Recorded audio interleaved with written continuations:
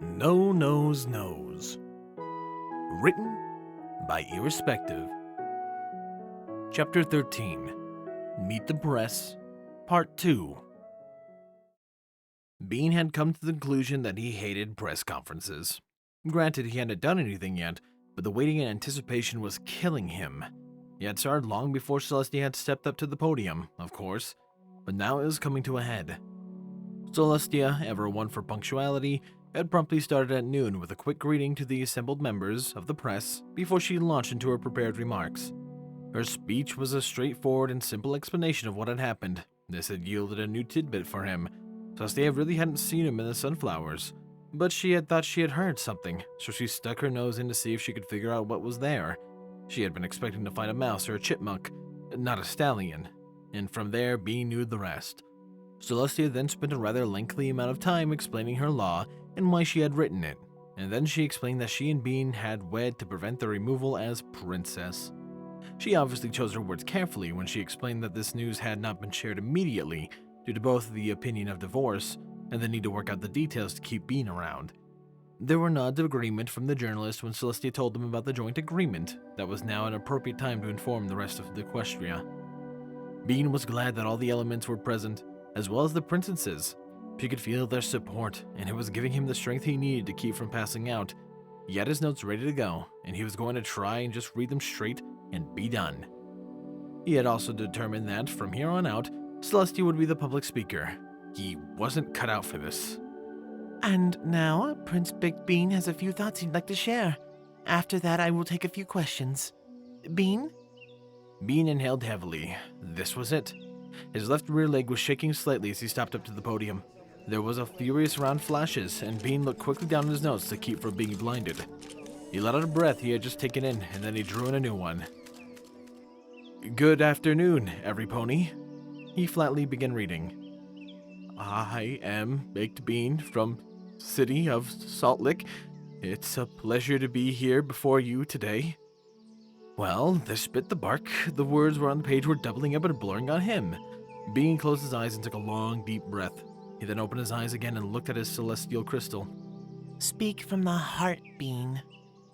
He wasn't sure if he heard Celestia's voice in his head or just his own approximation of it, but it didn't matter. He crumpled his notes up into a ball and tossed them over his shoulder. Those aren't helping, he stated, and he heard Celestia grunt slightly, which he hoped was a good sign. All right, fillies and gentle colts, hello. 1 week ago today, I was a common no pony on a train bound for Canterlot. I'd never before visited here, and I really didn't have much reason to come, other than to see if I could find some inspiration for a book I wanted to write. I had no idea what I'd do here, nor what I would find myself caught up on the events that had led me to this point. When I left home, I was looking for something.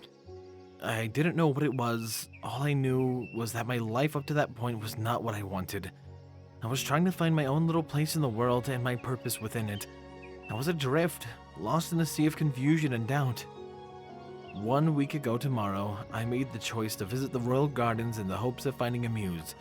I stuck myself in a patch of sunflowers in the hopes of finding one, and... He paused and smiled. And I did. I really don't know if this just happened as just one huge coincidence, but it feels like it's more than that. To me, this feels more like destiny or fate, and the feeling has only grown as I have come to know Celestia better. On my first night here, Celestia and I had a private talk, and she was kind enough to read a little bit of my writing. As she did so, and as I watched and listened to her, I felt like I was home. Really home for the first time in my life. There was a spark that ignited a small flame of love then, and it's only grown stronger from there. My friends, I will be the first to tell you that I am inadequate to be your prince. I can come up with several dozen reasons why I am unworthy. I'm as common gets, and I have no real qualifications for leadership. But I know that what I share with Celestia is special, and it completes me. He smiled and turned to look at her. She was smiling brightly but had a tear in the corner of her eyes. And what is special to her is special to me. This is something I don't want to lose. And so, as he turned back to the press, all I can say right now is that I'll try. I'll stumble, I'll fail, and I will humbly ask for your patience and understanding. but I want to help my, he smiled deeply with the thought, wife, to bring about a greater and more glorious Equestria. Please know, my friends, that although I am a prince by marriage, I will not be able to call myself such until I have earned it.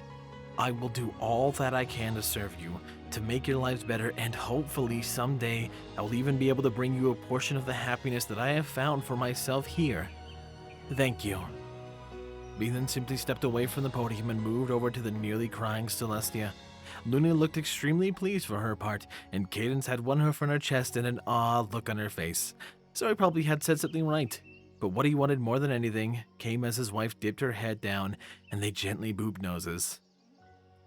You did good. She whispered to him. Thanks. Can I go somewhere and faint now? Holding up all right there, Prince Bean? I think so, he replied with a smile for Applejack, though I was under the impression that this was an informal gathering. Well, it probably was, but then Twilight made the mistake of saying the P word within earshot of Pinkie Pie. Party! Pinkie Pie yelled from across the ballroom. Bean laughed a little with the outburst, but he also took a moment to fully appreciate all of Pinkie's hard work. Yellow streamers hung from the ceilings and snaked in between white balloons of various sizes. The potted plants had gained some tasteful trimmings and yellow lights, and even the buffet tables seemed to be extra festive and ready to party. How did she do all of this so fast? Bean asked Applejack after a few moments.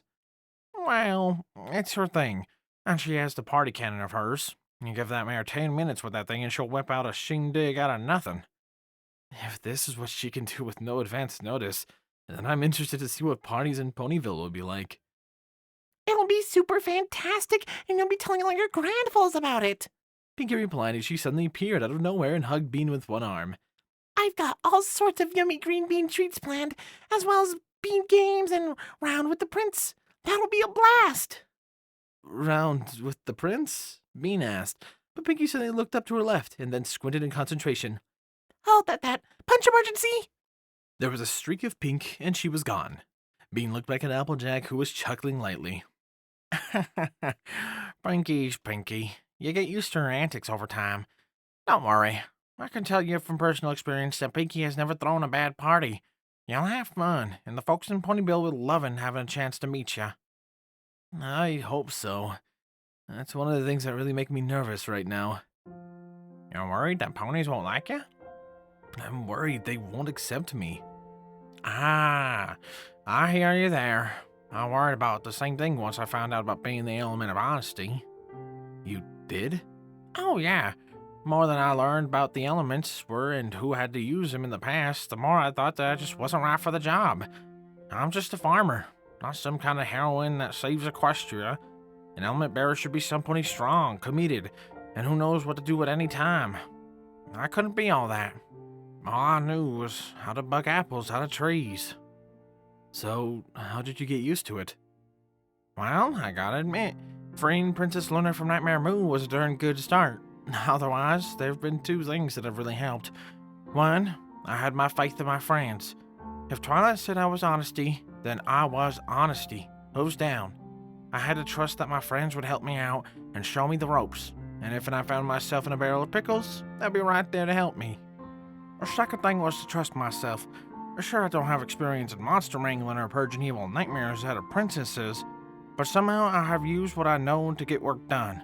Just being myself was enough, despite what I thought otherwise. I reckon it's gonna be like that for you too. Probably not my place to say what you should or shouldn't do, but just being yourself will solve a whole heap of trouble in the long run. Honestly, even with yourself, it's always the best policy. Just do your best. That's all any pony can ask. You do that, things will work out. Shoot, you got Princess Celestia's support. Don't get much better than that. Bean glanced down at his crystal, then up to Celestia. She was chatting lightly with the pony from the press, and he smiled a bit more. No, I don't suppose it does. Thanks. Anytime, Sugar Cube. Now how about we make ourselves an apple fritter? I've made 'em fresh this morning, and I've heard you're something of a food critic. So long as it wasn't made here, I'm sure it'll be delightful. Your Highness, I simply have to settle one point in private. Fleur-de-Lis said with a gentle toss of her exquisite mane. What can you possibly see in a commoner? Baked bean! Applejack shouted, and all the eyes in the room turned to watch the element of honesty begin to swat the prince with her hat while chasing him around the buffet table. You no-account, button-hating, no-taste snob! What? He shouted back while both ran and laughed. I made one measly little suggestion. And that sense of taste of yours needs to get to learn some manners. Get back here so I can knock that ridiculous notion out your head. Saucy did not restrain the natural smile that swelled up from her heart when she turned back to the stunned young unicorn. Miss Delise, I see everything in him. There we go. Another fantastic chapter, and I hope you guys have enjoyed. I would like to thank my wonderful Patreons. Thank you, my Tier 1 Patreons, Chase LeMaster, Squall Windfeather, Rainflicker, Starlight Blaze, Dreamless Portal, Thine Tiny Equine, and Stewhex. My Tier 2 Patreons Capt and BlueShadow, Sword Brethren Mordred, Solus, HKH4 aka Texture, and the Animated Ghost. And of course a large thank you to Silent Titan. I appreciate your guys' support so much, and it means a ton to me. If you want other ways to support me while your viewership is more than enough, however leaving a like, commenting, and of course subscribing does mean a ton, and I appreciate every little bit. I'll be leaving down a Discord down below if you want to consider checking that out, and of course a Patreon if you want to support me as well. Anyways, this has been Firehearth. Have a wonderful day.